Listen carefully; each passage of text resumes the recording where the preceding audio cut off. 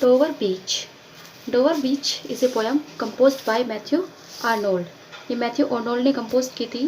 It is the best known poem of Arnold. ये Arnold की सबसे अच्छी पोएम मानी जाती है. रिटन इन 1851 में ये रिटन की गई थी. और जो ये पोएम थी इंस्पायर्ड थी by the visit of his and his wife Francis. जो उनकी वाइफ फ्रांसिस और वो विजिट करने गए थे made to the south coast of England के साउथ कोस्ट पर, where the white cliffs of Dover stand, जहाँ पर कि डोवर की जो सफ़ेद पहाड़ियाँ हैं वो खड़ी हुई हैं, just 22 miles from the coast of France. और ये जो जगह है, ये जो प्लेस है, ये कोस्ट ऑफ फ्रांस से 22 मील दूर है. Many claim it to be honeymoon poem. कुछ राइटर्स का, कुछ पोइट्स का कहना है कि ये जो पोएम थी एक हनीमून पोएम थी, यानी कि मैथ्यू आर्नोल्ड अपनी वाइफ के साथ हनीमून मनाने गए थे तो वहाँ पर उन्होंने ये पोएम लिखी थी. ये जो पोएम पब्लिश हुई थी ये हुई थी इन 1867 in the collection new poems. ये जो पोएम पब्लिश हुई थी 1867 ईस्वी में उनके कलेक्शन न्यू पोएम्स में पब्लिश हुई थी. It is a lyric poem and dramatic monologue. ये एक लिरिक पोएम भी है और एक ड्रामेटिक मोनोलॉग भी है. थीम है इस पोएम की नेचर, लॉस ऑफ फेथ और लव, यानी कि इस पोएम में पोइट नेचर के बारे में बात करते हैं पहले, फिर वो लॉस ऑफ फेथ के बारे में बात करते हैं और देन लास्ट पे वो लव के बारे में बात करते हैं. ये पोएम डिवाइड है 4 स्टेंजास में, लेकिन किसी भी स्टेंजा में कोई फिक्स लाइन नहीं है. रिटन इन फ्री वर्स, ये फ्री वर्स में लिखी गई है, यानी किसी कोई राइमिंग स्कीम भी नहीं है. Dover beach, Matthew Arnold. The sea is calm tonight. आज समुद्र शांत है. काम मतलब शांत होना. द टाइड इज़ फुल, लेकिन जो समुद्र की लहरें हैं, यानी कि जो ज्वार है वो फुल है, भरा हुआ है समुद्र ज्वार से. The moon lies fair upon the straits. The moon चंद्रमा, चंद्रमा की जो किरणें हैं वो गिर रही हैं, बिखेर रही है. लाइज मतलब बिखरी हुई हैं. अपॉन द स्ट्रेट्स, समुद्र के ऊपर, यानी कि उस समुद्र के ऊपर जो चंद्रमा की किरणें हैं वो बिखरी हुई हैं. On the French coast the light gleams and is gone. और वो जो फ्रेंच कोस्ट है, यानी कि जहाँ पर मैथ्यू आर्नोल्ड ठहरे हुए हैं, वहाँ से उनको दूर फ्रेंच कोस्ट भी दिखाई दे रहा है, जो कि शायद कुछ ही माइल्स दूर है वहाँ से. तो वो बोलते हैं कि जो फ्रेंच कोस्ट है वहाँ पर लाइट चमक रही थी, वहाँ पर कुछ प्रकाश ग्लीमिंग हो रहा था. एंड इज गॉन, लेकिन अब वो चला गया है. The cliffs of England stand. अब जब वो प्रकाश नहीं दिखाई दे रहा है तो अब मैथ्यू आर्नोल्ड को सिर्फ वहाँ पर क्या दिखाई दे रहा है? द क्लिफ्स दिखाई दे रही है ऑफ इंग्लैंड, इंग्लैंड की चट्टानें दिखाई दे रही हैं. ग्लिमरिंग एंड वास्ट, जो चमक रही हैं, किससे? चंद्रमा के प्रकाश से. एंड वास्ट, और जो बहुत ही बड़ी बड़ी हैं, विशाल हैं. आउट इन द ट्रैंकल बे, ट्रैंकल होता है शांत, बे खाड़ी, यानी कि जो शांत खाड़ी के पास चमक रही हैं और विशालकाय हैं. वे जो चट्टानें हैं इंग्लैंड की वो खड़ी हुई है वहाँ पर और वो ही अब दिखाई दे रही हैं. Next paragraph. अब जो यहाँ पर मैथ्यू आर्नोल्ड है वो अपनी वाइफ से बोल रहे हैं. कम टू द विंडो, खिड़की में आओ. Sweet is the night air, देखो कितनी अच्छी हवा चल रही है, रात की हवा कितनी ही मीठी है. Only from the long line of spray, और ये जो हवा चल रही है ये कहाँ से आ रही है? द लॉन्ग लाइन, उस लंबी लाइन से, ऑफ स्प्रे झाग वाली. Where the sea meets the moon blanched land, जहाँ पर समुद्र मिलता है. The moon blanched land, moon blanched land होती है जहाँ पर वो समुद्र का वो हिस्सा जहाँ पर चंद्रमा का प्रकाश पड़ता है, यानी कि जो जब चंद्रमा का प्रकाश समुद्र पर पड़ता है तो वो वाइट कलर का हो जाता है. तो वो जो लैंड है जो वाइट कलर की हो जाती है उसको मून ब्लैंच्ड लैंड कहा जाता है. तो मैथ्यू आर्नोल्ड अपनी वाइफ से कह रही है कि वहाँ पर देखो जहाँ समुद्र मून ब्लैंच्ड लैंड से मिल रहा है वहाँ पर क्या है? झाग की एक लंबी लाइन बनी हुई है. झाग की लाइन मतलब जब लहरें चलती हैं तो ऐसे लगता है जैसे झाग की एक लंबी लंबी लाइनें बनी हुई हों. तो जो वो झाग की लंबी लाइनें बनी हुई है वहाँ से स्वीट एयर आ रही है, तो आओ उसे महसूस करो. तो यहाँ पर पता चलता है कि जो मैथ्यू आर्नोल्ड है वो अपनी वाइफ के साथ हैं. Listen you here the grating roar. अब जो मैथ्यू आर्नोल्ड अपनी वाइफ से बोल रहे हैं कि लिसन, सुनो. You here the grating roar, क्या तुम्हें वह आवाज़ सुनाई दे रही है? अब ये देखिए यहाँ पर सुनने के लिए 2 वर्ड यूज़ हुए हैं, लिसन एंड हियर. तो इन दोनों में क्या डिफरेंस है? जैसे लिसन का मीनिंग होता है जब हम किसी को स्पेशली किसी बात को सुनते हैं, जैसे हम अपने टीचर की बात सुनते हैं तो हम लगाते हैं लिसन. और हियर होता है जो हम आसपास की आवाज़ें सुन रहे हैं, यानी कि जिनमें हमें कोई इंटरेस्ट भी नहीं है, हम कहीं बैठे हैं तो वहाँ पर आसपास कुछ बच्चे बोल रहे हैं या कोई शोर शराबा है तो वो सब भी हमें सुनाई देता है, तो डेट इज़ कॉल्ड हियर। और लिसन जब हम किसी को अटेंटिवली यानी कि पूरे ध्यान से हम किसी की बात सुनते हैं। तो यहाँ पर पोइट अपनी वाइफ से कह रहा है कि ध्यान से सुनो उस आवाज़ को। कौन सी आवाज़, कहाँ से आ रही है वो?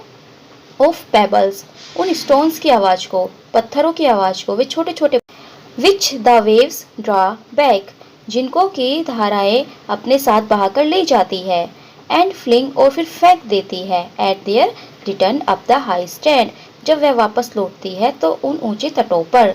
यानी कि उन पत्थर के गिरने की घिसने की आवाज़ सुनो जिनको धाराएं अपने साथ बहाकर ले जाती है और वापस लौटने पर उन्हें वापस तट के ऊपर फेंक देती है।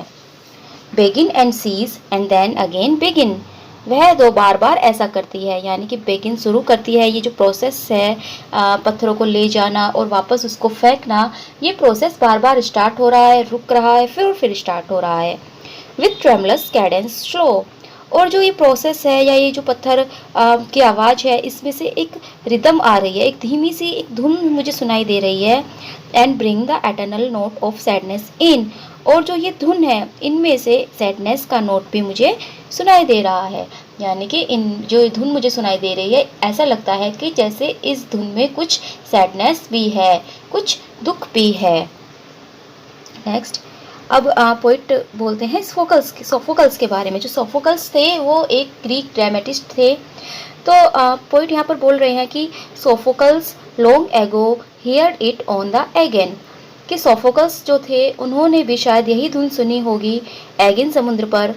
And it brought into his mind the turbid ebb and flow of human misery, और यही धुन थी, यही आवाज़ थी जो कि उसके मन में लेकर आई थी या उसके मस्तिष्क में एक विचार लेकर आई थी, एब एंड फ्लो, इस उतार और चढ़ाव का, ऑफ ह्यूमन मिजरी, मनुष्य के दुखों के।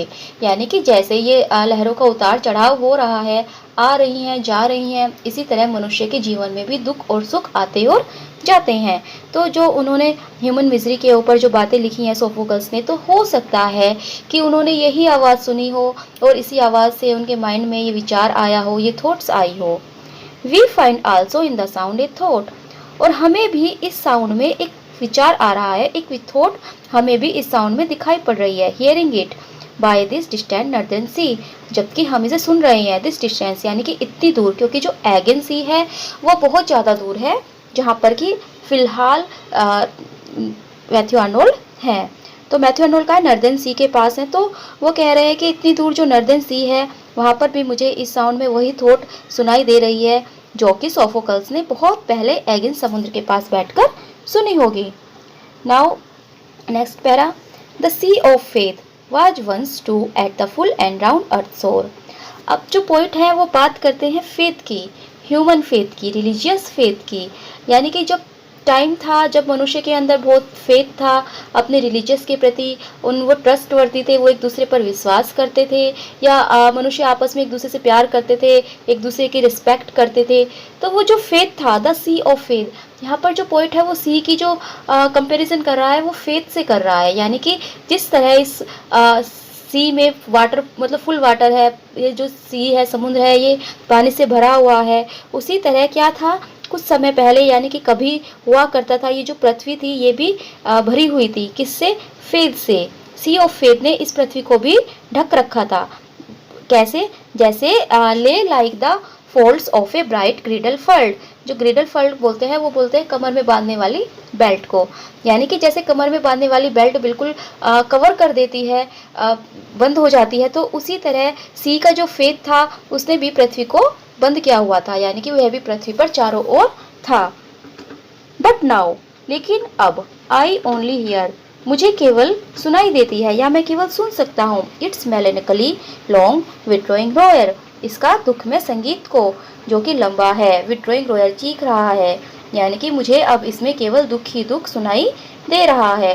Retreating to the breath of the night wind down the vast atmosphere and naked shingles of the world, अब यहाँ पर पोइट जो कंपेयर कर रहे हैं वो नेक्ड सिंगल्स बोलते हैं पेबल्स को, पत्थर को, यानी कि जो ये ठंडी हवा है ऑफ द नाइट विंड, रात की जो ठंडी हवा है, down the vast vast edge, ये जो विशालकाय जो एड्ज है, किनारे हैं, यहाँ से आ रही है।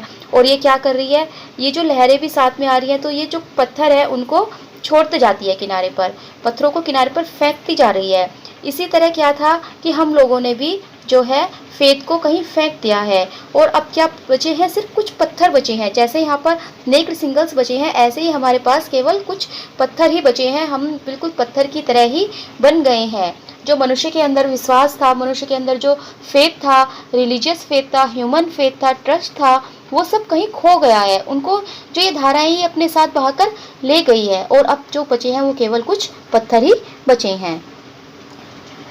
अब पोइट अपनी वाइफ से बोल रहा है, ah love let us be true, कि हमें प्यार में एक दूसरे के प्रति ट्रू रहना चाहिए, एक दूसरे के प्रति हमें ऑनेस्ट रहना चाहिए।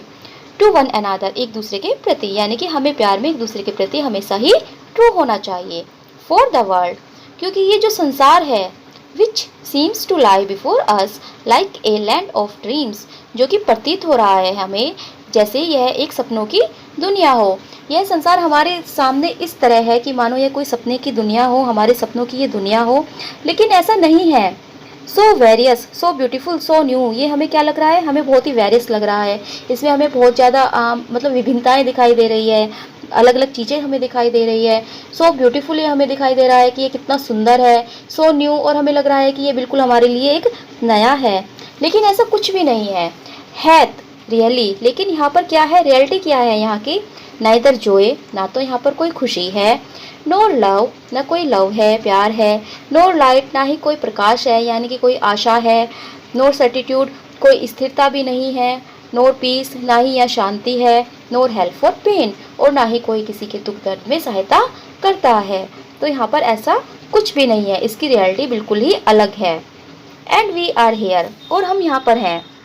हम कौन, मनुष्य, as on a darkling plain, इस अंधकार में मैदान पर, जैसे एक अंधकार में मैदान में क्या होता है, swept with confused alarms of struggle and flight where ignorant armies clash by night, जहाँ पर कि इग्नोरेंट आर्मीज, यानी कि जो अज्ञान होते हैं, आर्मीज होती हैं, वो आपस में एक दूसरे से लड़ती रहती हैं। तो इसी तरह हम जो मनुष्य हैं वो भी कंफ्यूज हैं, हमें नहीं पता कि हमें क्या करना है, और हम आपस में ही एक दूसरे से स्ट्रगल कर रहे हैं, जबकि हमें यही नहीं पता कि हमें क्या करना है या हमें क्या चाहिए, और जिस तरह आर्मीज आपस में लड़ती हैं।